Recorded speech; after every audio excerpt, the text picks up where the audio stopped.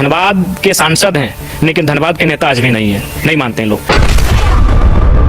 जराम महतो को गाली देना है, जराम महतो के परिवार की भद्दी भद्दी आलोचनाएं करनी है, जिसका कोई नाता नहीं। अब हमारी माता 28 वर्ष 38 वर्ष पहले जब उनकी आयु, आप ये जांच करिए कि मैंने जिन जिन जगहों का, जिन जिन कार्यों का, जिन जिन संस्थानों का मैंने नाम लिया है, आज से 10 साल पहले वहां क्या था और आज वहां क्या है और किसके पास है।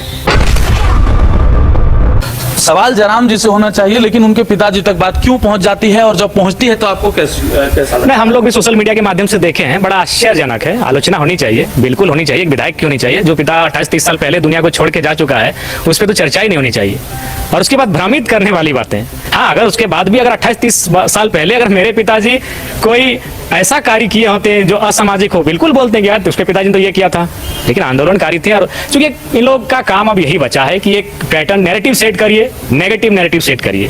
क्योंकि आप भी जानते हैं जिस पार्टी का आप नाम ले रहे हैं, अब वो अस्तित्व के में लड़ाई लड़ रही है, और उसका मकसद यही है कि जराम महतो की आलोचना करके, जराम महतो के परिवार की आलोचना करके, क्योंकि उनको सोशल मीडिया का एक बहुत बड़ा रोल है।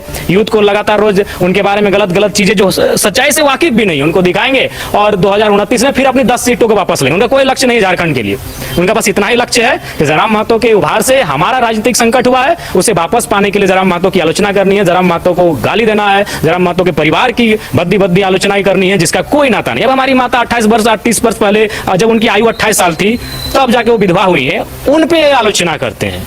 इतनी मैंने संकीर्ण इनकी मानसिकता, इतने घृणित सोच के लोग हो चुके हैं, तो इतना तो सोचना चाहिए इनको। माँ तक ये चीजें जाती होगी तो नहीं, माँ हालांकि सोशल मीडिया से दूर है, लेकिन फिर भी वो घृणित लोगों को इतना तो सोचना चाहिए। जो स्त्री 28 वर्ष की आयु में विधवा हो चुकी है, जिस व्यक्ति को उसके माता पिता ने कहा कि हम तुम्हारा दूसरा विवाह कर देंगे, उसने एक ही लाइन कहा कि जहां विवाह होकर जाएंगे वहां तो बच्चे के लिए जाएंगे, तो बच्चा तो यहाँ ऑलरेडी 2 गो है।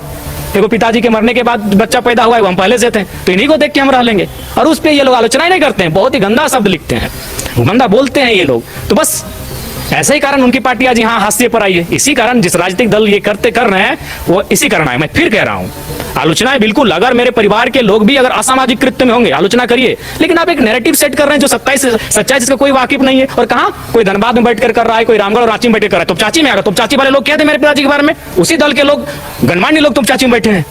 तो ये इन्होंने नैरेटिव सेट कर रहा है, जो कि घृणित, इनकी घृणित, और मैंने कह सकते हैं इनमें एक सोच होती है, जलन वो तो होगी ही, वो स्वाभाविक है।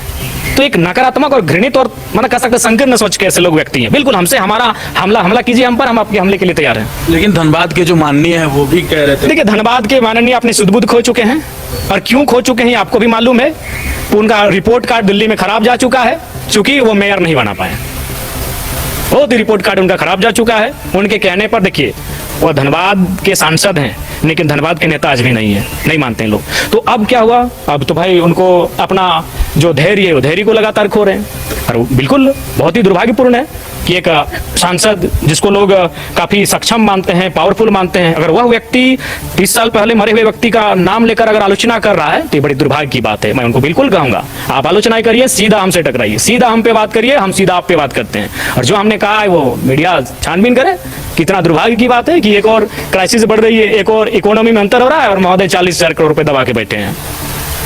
जो आप बातें उस दिन कहे थे मीडिया के माध्यम से, उन बातों पर अड़िग है? सच बिल्कुल अड़िग है। अरे मैं आपको ये बता रहा हूँ, नहीं हवा वही नहीं है, अड़िग है। आप वो काम आप मीडिया का है, आप एक स्टिंग ऑपरेशन करिए, और नहीं तो फिर अगले दिन मेरे खिलाफ इंटरव्यू बनाइए, आप समीक्षा करिए, जरा डुमरी विधायक के अनर्गल बयान दिखाइए, हमारे खिलाफ आप चैनल में चलाइए कि आपने जो भी बयान दिया था, जो भी आपने तर्क रखा था, वो निराधार है। बिल्कुल हाँ, क्योंकि हमें भी हक नहीं है कि हम अनर्गल और भ्रामक बातों को रखेंगे। हमने जो कहा है बिल्कुल तार्किक रूप से कहा है, शोध करके कहा है। आप ये जांच करिए कि मैंने जिन जिन जगहों का, जिन जिन कार्यों का, जिन जिन संस्थानों का मैंने नाम लिया है, आज से 10 साल पहले वहां क्या था और आज वहां क्या है और किसके पास है।